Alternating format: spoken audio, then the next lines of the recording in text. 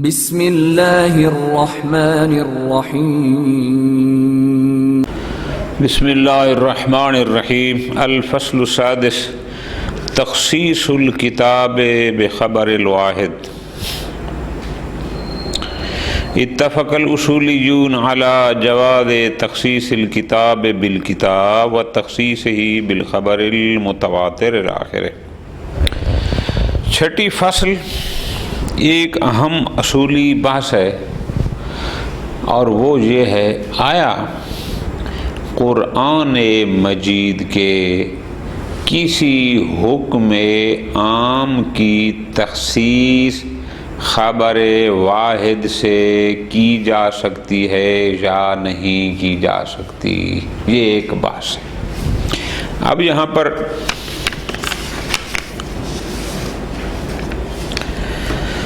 پہلے تو ہمیں یہ دیکھنا ہوگا کہ خبر واحد کہتے کسے ہیں۔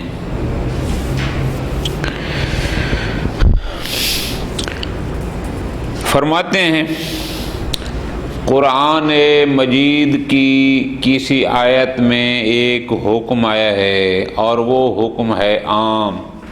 قرآن مجید کے ایک حکم عام کی تخصیص کرنا قرآن کی دوسری آیت مجیدہ کے ساتھ، اس میں کوئی اختلاف نہیں، سب اتفاق کرتے ہیں کہ ایک آیت کے حکم عام کی تخصیص دوسری آیت کے ساتھ ہو سکتی ہے۔ اسی طرح اس بات پر بھی اختلاف ہے کہ قرآن مجید کی کسی آیت کے حکم عام کی تخصیص خبر متواتر کے ساتھ بھی ہو سکتی ہے۔ تو اب دو چیزیں ہمیں یہاں دیکھنی ہے، قرآن کی تخصیص قرآن کے ساتھ، وہ تو کلیئر ہو گیا، پھر یہ جو ہے قرآن کی تخصیص خبر متواتر کے ساتھ ہو سکتی ہے، اور اختلاف اس بات میں ہے کہ آیا خبر واحد کے ساتھ ہو سکتی ہے یا نہیں۔ سب سے پہلے ہمیں یہ کرنا ہوگا کہ یہ دیکھنا ہوگا خبر متواتر کسے کہتے ہیں اور خبر واحد کسے کہتے ہیں۔ پہلے ہمیں اس چیز کو کلیئر کرنا ہوگا۔ خبر واحد اور خبر متواتر۔ خبر متواتر کی کئی تعریفیں کی ہیں۔ بعض نے تعریف یہ کی ہے، خبر و جماعت یمنع تواترہم علی الکذب، اتنے لوگ ایک حدیث کو نقل کریں کہ ان سب لوگوں کا کذب پر جمع ہونا ممنوع ہو۔ یعنی یہ نہ کہا گئے کہ یار دو چار بندے ہوتے تو چلو پھر تو ٹھیک تھا، اب یہ اتنے سارے لوگ سارے جھوٹ بول رہے ہوں، یہ کام ممنوع ہے، مشکل ہے۔ جس روایت کو نقل کرنے والے اتنے لوگ ہوں اس روایت کو کہا جاتا ہے روایت متواترہ، یعنی خبر متواتر۔ اب اس کی یہ تعریف یاد رکھنی ہے۔ یہ تعریفیں ہیں، مثلا بعض نے، جہاں میں نے ایک دو تعریفیں اور بھی دیکھیں، بعض نے کہا کہ خبر متواتر، حدیث متواتر کا مطلب ہے خبر و جماعت یفید العلم بصدقہ لکثرت، کہ اتنے لوگ ایک حدیث کو نقل کریں کہ انسان کو ان کے صادق ہونے کا، اس خبر کے صحیح صدق کا یقین ہو جائے۔ کیوں؟ لکثرت ہی، اس لیے کہ لوگ اتنے زیادہ ہیں جو اس حدیث کو نقل کر رہے ہیں۔ اب یہ سمجھ آ گئی خبر متواتر کی۔ پھر حدیث میں انشاءاللہ درایت الحدیث میں آپ پڑھیں گے، خبر متواتر بھی ہوتی ہے، خبر واحد بھی ہوتی ہے، خبر صحیح بھی ہوتی ہے، خبر موثق بھی ہوتی ہے، حسن بھی ہوتی ہے، ضعیف بھی ہوتی ہے، مرسلہ بھی ہوتی ہے۔ یہ اس کی پھر اپنی اقسام ہے۔ فی الحال ہمارا محل بحث وہ نہیں ہے، ہمارا محل بحث ہے خبر واحد۔ اچھا، اب جب پتہ چل گیا کہ خبر متواتر کسے کہتے ہیں کہ اتنے لوگ خبر اس نقل کو، اس حدیث کو نقل کرنے والے ہوں کہ ان سب کا کس پر جمع ہونا ممنوع ہو، تو خبر متواتر کیا ہے؟ ما لا توجد فیہ شروط التواتر۔ خبر واحد وہ حدیث کہ جو شرط خبر متواتر کی شرائط پر پوری نہ اترتی ہو، یعنی اس کو خبر متواتر نہ کہا جا سکتا ہو۔ اب چاہے اس کو نقل کرنے والا ایک بندہ ہے تو چاہے 2 3 4 ہی کیوں نہ ہے، لیکن اگر تواتر کی شرائط اس میں نہیں ہے تو جس میں تواتر کی شرائط نہ ہوگی ہم اس کو کہیں گے کہ یہ خبر واحد ہے۔ تو ایک بات کلیئر ہوگی کہ خبر متواتر کسے کہتے ہیں اور خبر واحد کسے کہتے ہیں۔ خوب، اب ہم اصل موضوع میں جناب قرآن کی کسی آیت کی تخصیص، حکم عام کی تخصیص قرآن سے ہو سکتی ہے؟ بالکل ہو سکتی ہے۔ آیا خبر متواتر سے ہو سکتی ہے؟ بالکل ہو سکتی ہے۔ آیا خبر واحد بھی مخصص عموم قرآن بن سکتی ہے یا نہیں؟ قرآن میں ایک حکم آ گیا عام، آیا اس کی تخصیص کسی خبر واحد سے ہو سکتی ہے؟ مختلف اقوال ہیں، انہوں نے فقط 3 لکھے ہیں، لیکن انشاءاللہ آپ بڑی کتاب میں جائیں گے تو اور بھی اس میں جزیات آئیں گی۔ بعد نے کہا بالکل اصلاً خبر واحد میں اتنی طاقت نہیں کہ وہ قرآنی حکم کے عام کی مخصص بن سکے۔ بعد نے کہا بالکل جائز ہے، ہو سکتا ہے خبر واحد بھی مخصص بن سکتی ہے۔ بعض حضرات تفصیل کے قائل ہو گئے، کیا اگر اس خبر واحد سے پہلے اس حکم عام قرآنی کی تخصیص کسی اور دلیل قطعی کے ساتھ ہو چکی ہے تو پھر خبر واحد کے ساتھ بھی اس کی تخصیص ہو سکتی ہے۔ اگر کسی اور دلیل کے ساتھ اس کی تخصیص نہیں ہوئی تو پھر خبر واحد کے ساتھ بھی نہیں۔ اور بھی اس میں اقوال انشاءاللہ پھر آئے، مخصر، متصل، منفصل، الی آخر ہم اس میں نہیں پڑھتے، ختم۔ اچھا، متاخرین، یہ اگر 2 اصطلاحیں ہیں، اب اس کو ہمیشہ یاد کر لیں، انشاءاللہ بڑی کتابوں میں آپ پڑھیں گے۔ 2 لفظ استعمال ہوتے ہیں، متاخرین اور متقدمین، قدماء اور متاخرین۔ محقق حلی صاحب شرائع الاسلام، ان سے پہلے کے جو علماء ہیں ان کو کہا جاتا ہے قدماء، یعنی متقدمین، اور محقق حلی صاحب شرائع الاسلام ان سے شروع ہو جاتے ہیں متاخرین۔ ٹھیک ہو گیا؟ متاخرین اس بات کے قائل ہیں کہ جناب بالکل خبر واحد کے ساتھ بھی حکم عام قرآنی کی تخصیص ہو سکتی ہے۔ دلیلیں 2 دلیلیں دی ہیں، بالکل آسان سی۔ پہلی دلیل یہ دیتی ہے کہ جناب ہم آپ کو دکھاتے ہیں قرآن مجید میں کچھ احکام عامہ ہیں، یعنی حکم عام آیا لیکن علماء کرام نے خبر واحد کے ساتھ اس حکم عام کی تخصیص کی ہے۔ مثال ہم دیتے ہیں، آیت مجیدہ ہے سورۃ نساء آیت نمبر 11، شروع آیت یہیں سے ہوتی ہے۔ کہاں شروع ہوتی ہے؟ یوصیکم اللہ فی اولادکم للذکر مثل حظ الانثیین۔ اللہ تبارک و تعالیٰ کا حکم ہے میراث کے باب میں، کیا تمہیں حکم ہے کہ اپنی اولاد کو حصہ دو اور بیٹے کو بیٹیوں کے مقابلے میں 2 حصے۔ اب یہ حکم عام ہے کہ اس کا مطلب ہے ہر اولاد اپنے باپ کے مال کی وارث ہے، لیکن ادھر سے خبر واحد آ گئی جس نے کہا لا میراث للقاتل، قاتل مقتول کا وارث نہیں بن سکتا، تو ہم اس خبر واحد کو اس آیت کا بنائیں گے مخصص۔ یہ آیت تو سمجھا رہی تھی نا کہ ہر اولاد باپ کی وارث ہے، تو مخصص کیسے بنے گی؟ اولاد کو ماں باپ کے مال سے حصہ دیا جائے گا، تخصیص کیا ہو جائے گی؟ اگر وہ قاتل نہ ہوں گے تو، اگر بیٹا قاتل ہے یا بیٹی قاتل ہے پھر اس کو کچھ بھی، تو اس کا مطلب حکم عام کی تخصیص ایک حدیث شریف سے علماء نے کی ہے۔ اسی طرح ایک اور آیت مجیدہ ہے، یہ 24 نمبر آیت ہے، یہ بھی سورہ نساء کی، جہاں پر وہ رشتے خداوند متعال نے اس آیت مجیدہ میں نقل کی، اس سے پہلی آیت میں بھی اور اس میں بھی، کہ کون کون سی عورتیں ہیں جو تمہارے لیے حلال ہیں اور کون سی حلال نہیں ہیں۔ آیت جہاں سے شروع ہوتی ہے وَالْمُحْصَنَاتُ مِنَ النِّسَاءِ إِلَّا مَا مَلَكَتْ أَيْمَانُكُمْ كِتَابَ اللَّهِ عَلَيْكُمْ وَأُحِلَّ لَكُم مَّا وَرَاءَ ذَلِكُمْ أَن تَبْتَغُوا بِأَمْوَالِكُم مُحْسِنِينَ غَيْرَ مُسَافِحِينَ۔ آیت کیا ہے؟ أُحِلَّ لَكُم مَّا وَرَاءَ ذَلِكُم، یہ جن عورتوں کا ہم نے گنا ہے ان کے علاوہ باقی عورتوں سے تمہارا نکاح کرنا جائز ہے۔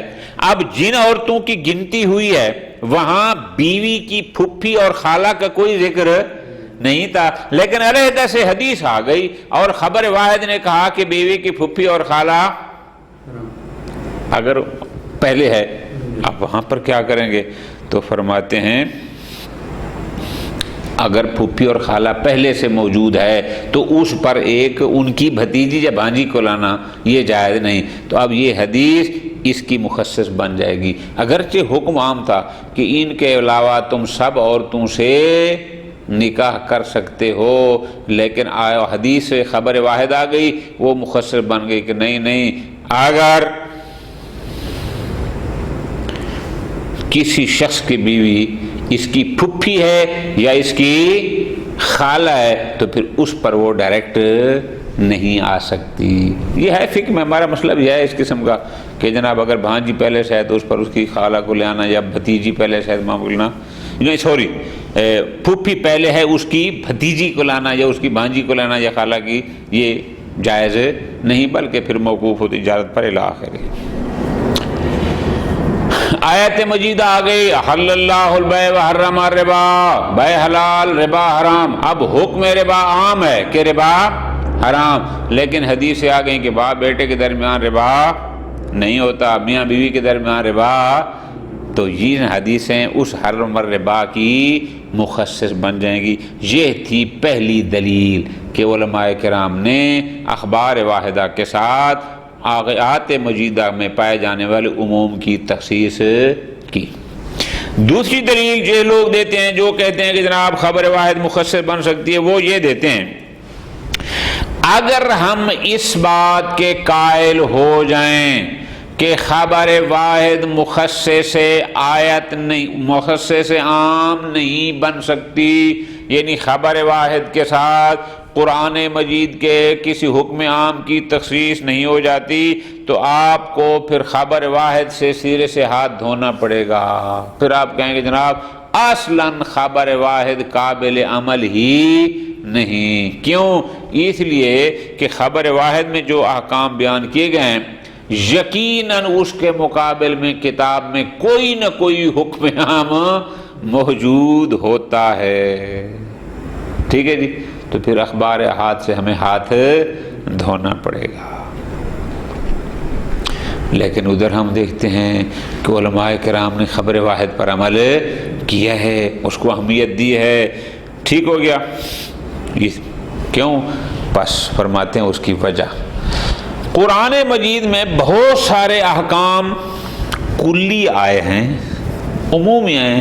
یہ تو کہا گیا اقیم الصلاۃ، لیکن یہ تو نہیں بیان کیا گیا کہ نماز کا طریقہ کار کیا ہوگا۔ قرآن مجید میں تو طریقہ ذکر نہیں ہوا، تو زکوٰۃ تو کہا گیا ہے، پھر اس کے بعد آگے اس کی جزیات کو بیان نہیں کیا۔ بہت سارے ایسے احکام ہیں، اب ظاہر ہے ان سب کو بیان کرنے کے لیے ہمیں حدیث کی بہت ساری آیات ہیں، جو آیات مجمل ہیں، متشابہات ہیں، ان کی وضاحت کہاں سے کریں گے؟ یا کسی آیت سے کریں گے یا حدیث سے کریں گے۔ اور اگر ہم قائل ہو گئے خبر واحد اس کی مخصص نہیں بن سکتی، وضاحت نہیں کر سکتی، تو پھر ان اجمالات اور متشابہات کی وضاحت ہم کہاں سے لیں گے؟ ٹھیک ہے جی۔ اب آپ نے جو آسان یاد کرنا ہے وہ 2-2.5 سطریں بنتی ہیں۔ کون سی؟ متاخرین قرآن مجید کے حکم عام کی خبر واحد کے ساتھ تخصیص کے قائل ہیں۔ دلیل، پہلی دلیل یہ ہے کہ علماء کرام نے فلاں مقام پر جو اس ترجمے میں آ جائیں گی، ہم دیکھتے ہیں کہ جناب ان مقامات پر انہوں نے خبر واحد کو باقاعدہ مخصص قرار دیا ہے، اور دوسری دلیل اگر ہم خبر واحد کو مخصص قرار نہ دیں تو ہمیں پھر خبر واحد سے ہاتھ دھونے پڑیں گے بالکل کہیں بھی، جبکہ ہم دیکھتے ہیں کہ ہمیں خبر واحد کی بہت سارے مقامات پر ضرورت پیش آتی ہے۔ یہ بات ختم ہو گئی۔ آخر میں ایک جز علیحدہ ہے، اشتباہ نہ کرنا، تخصیص اور نسخ کو ایک نہیں سمجھنا۔ نسخ اور چیز ہوتی ہے تخصیص۔ تخصیص یہ ہے کہ حکم وہی ہے، صرف اس حکم کا اس موضوع کے لحاظ سے تھوڑا دائرہ تنگ ہو جاتا ہے، اتنا۔ نسخ ہوتا ہے حکم کو اڑا دینا۔ خبر واحد مخصص ہے، ناسخ ایسی غلطی نہ کرنا کہ آپ کہیں اس کا مطلب ہے اگر کوئی حدیث آ گئی ہے جو قرآن کے خلاف ہے تو ہم کہیں بس جس حدیث نے اس حکم قرآنی کو نسخ کر دیا، منسوخ کر دیا۔ نہ نہ نہ، کبھی بھی حدیث قرآن مجید کی ناسخ نہیں بن سکتی۔ قرآن کی آیت کی ناسخ آیت بن سکتی ہے لیکن حدیث، یہ اشتباہ نہ کرنا، ہم تخصیص کے قائل ہیں، نسخ کے قائل ہیں۔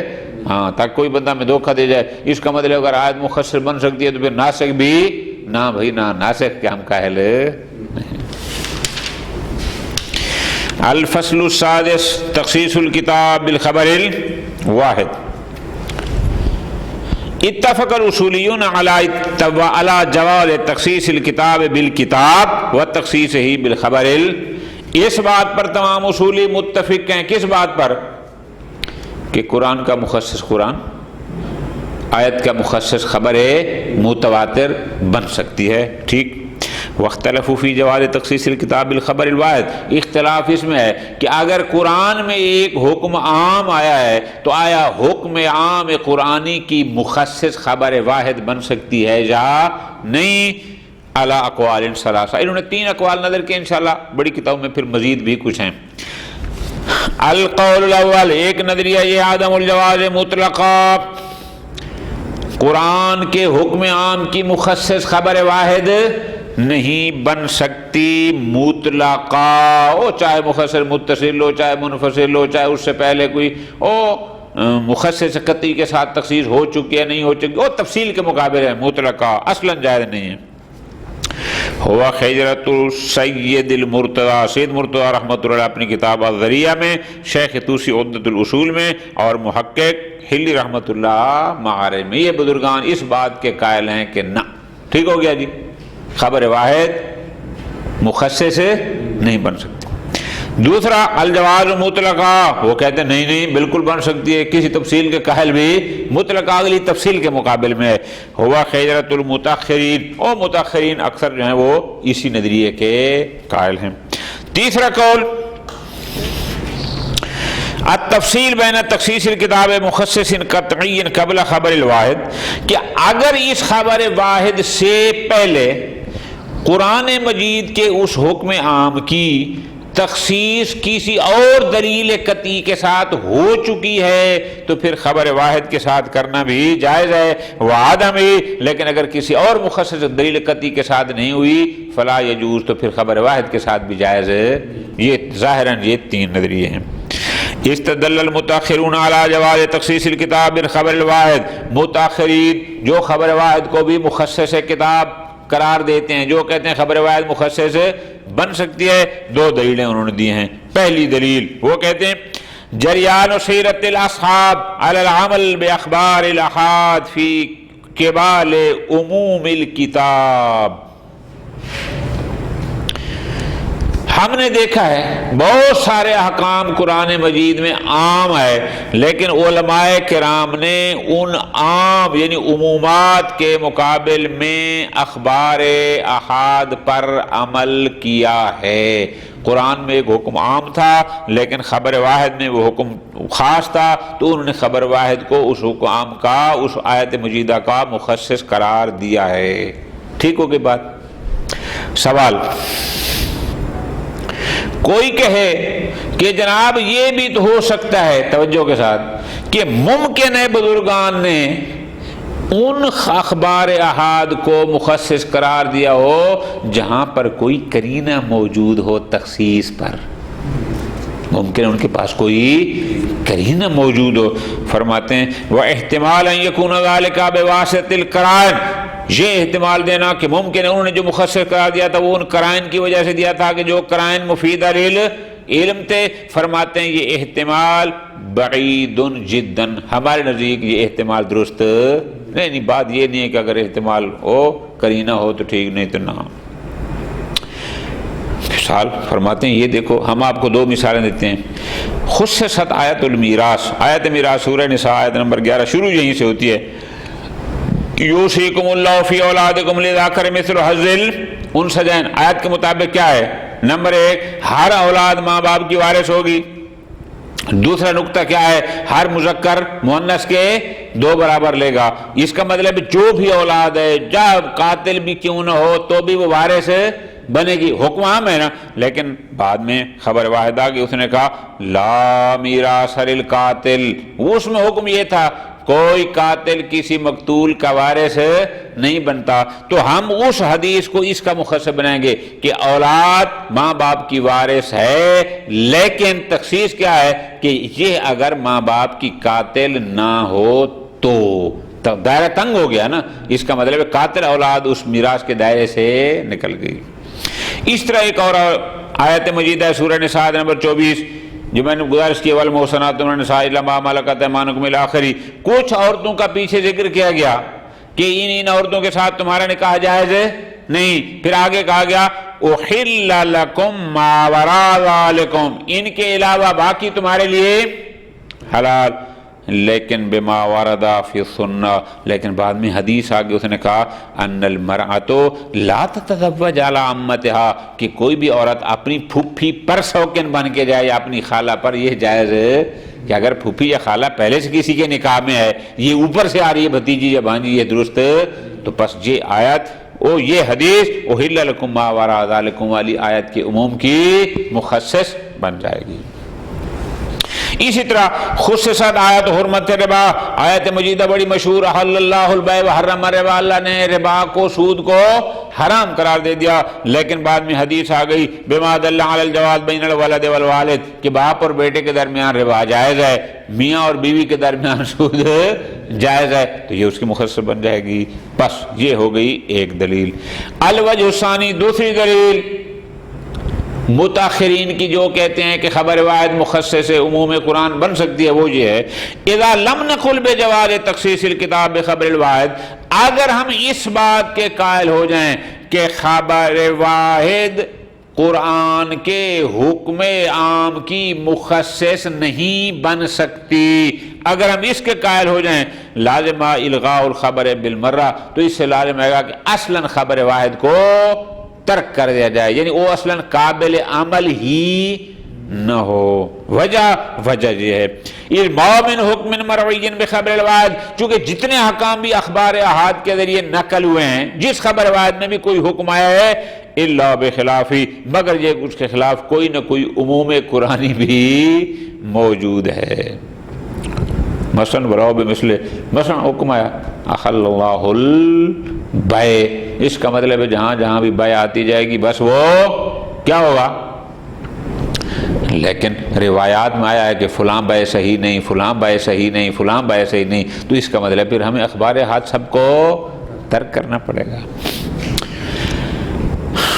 فرماتے ہیں لا یخلو الوجہ الثانی عن اغراق، یہ نظریہ ہے صاحب الموجز کا. عبارت کو سمجھنا ہوتا ہے، یعنی صاحب الموجز کا اپنا نظریہ یہاں سے ہوتا ہے کہ دوسری دلیل اغراق ہوتا ہے کس چیز کی گہرائی میں جانا، اس کو دقت سے غور کرنا، اس کو سمجھنا. یہ دوسری دلیل بہرحال اس میں مبالغہ ہے، اس میں بہت گہرائی ہے. کیا؟ لأن کثیر من الآیات الواردہ، بہت ساری ایسی آیات ہیں جو نماز، زکوٰۃ، روزہ وغیرہ کے بارے میں آئی ہیں، واردۃ فی مقام اصل التشریع، آیات نے اتنا بتایا ہے کہ نماز واجب ہے، آیات نے صرف اتنا بتایا ہے کہ زکوٰۃ واجب ہے، روزہ واجب ہے، ولأجل اب اس کی جزیات اس آیات میں بیان نہیں کی گئی. لہذا ذالک تحتاج الی البیان، اب چونکہ اس نے تو بتایا کہ نماز واجب ہے، جناب نماز کو کیا کیسے ادا کرنا ہے اب وہ محتاج بیان ہیں، کوئی تو ہو نا جو اس کو کھول کر بتائے کہ بھئی نماز کیا ہے، کیسے پڑھنی ہے، زکوٰۃ الی آخر کی۔ وخبر الواحد بعد ثبوت حجیتی، پس اگر ہم خبر واحد کی حجیت کے قائل ہو گئے اور اگر ہم اس بات کے کہ خبر واحد بھی دلیل ہے، اس سے حکم شرعی کا استنباط ہو سکتا ہے، یکون مبینا لمجملات، تو پھر کتاب میں جو مجمل ہوگا یہ خبر واحد اس کی مبین ہوگی، اور اس میں جو مبہم ہوگا یہ اس کے لیے وہ وضاحت کرنے والی ہوگی۔ شاباش۔ وَلَا يُعَدُّ مِثْلُ ذَلِكَ مُخَالِفًا لِلْقُرْآنِ، بس اگر یہ کہیں وضاحت کرتی ہے، اس کی تخصیص کرتی ہے، دائرے کو تنگ کرتی ہے یا زیادہ کرتی ہے، تو فرماتے ہیں لا يكون مثل ذلك تو لا يعد مثل ذلك مخالفا، یہ مخالف قرآن اور معارض قرآن، بلکہ یہ در حقیقت اسی حکم قرآنی کی وضاحت کر رہی ہوگی، تفسیر کر رہی ہوگی، اس کو واضح، اس کا اجمال اور ابہام ختم کرنے والی ہوگی۔ بل یکون فی خدمت القرآن، بلکہ سچ تو یہ ہے کہ حدیث در حقیقت قرآن کی یعنی اس کے اجمال کو رفع کرنے کے لحاظ سے خدمت کر رہی ہوگی۔ والغایۃ المہمہ من وراء حجیت الخبر الواحد، ہم جو بار بار کہتے ہیں خبر واحد حجت ہے، خبر واحد کی حجیت کے قائل ہونے کی سب سے بڑی انتہائی غایت یعنی اس کا مقصد ہوا ذالک، وہ یہی ہے کہ جہاں جہاں قرآن میں اجمال و ابہام ہے اس کو اس خبر کے ذریعے رفع کیا جائے، ختم۔ اب آگے فرماتے ہیں کسی کو اشتباہ نہ ہو جائے، لو قلنا بجواز تخصیص القرآن بالخبر الواحد، اگر ہم اس بات کے قائل ہو گئے کہ خبر واحد مخصص قرآن بن سکتی ہے، لیکن لا نجیز نسخہ بہ، لیکن خبردار ہم خبر واحد کے ذریعے قرآن کے نسخ کے قائل یہ نہیں ہے کہ خبر واحد ناسخ حکم قرآنی ہو، نہ کیوں؟ لأن الکتاب قطعی الثبوت، اس لیے کہ آیات مجیدہ کا کلام الہی ہونا قطعی ہے، علمی ہے، یقینی ہے، اس میں کوئی دو رائے نہیں ہے۔ وخبر الواحد ظنی الصدور، اور خبر واحد کہ یہ خبر معصوم سے صادر ہوئی ہے یہ ظنی ہے، قطعی نہیں ہے۔ فکیف یسوغ نسخ القطعی بالظنی، یہ کیسے ہو سکتا ہے کہ جو چیز حتمی اور کنفرم ہے، یقینی ہے، اس کو وہ چیز آ کر نسخ کرے کہ جو خود ابھی ظنی ہے۔ اور جیسے ہم عام کہتے ہیں کہ ایک یقین کو ظن کے ساتھ ختم، ہاں اس قرآن کا ہونا تو قطعی ہے اور اس کا صادر ہونا تو ایک ظنی الصدور، قطعی الصدور کی ناسخ کیسے بن سکتی ہے؟ اذا کا خصوصاً اذا کا اگر نسخ کلی ہو نہ کہ جزئی، اعرافاً للحکم، یعنی نسخ کلی سے مراد کیا ہے کہ کوئی آیت کہ کوئی حدیث ایسی ہو کہ جو آ کر سیرے سے ہی آیت کے حکم کو ختم کر دے کہ یہ حکم ہے ہی نہیں، نہ اس کے ہم قائل نہیں ہیں۔ صلی اللہ علیہ محمد علیہ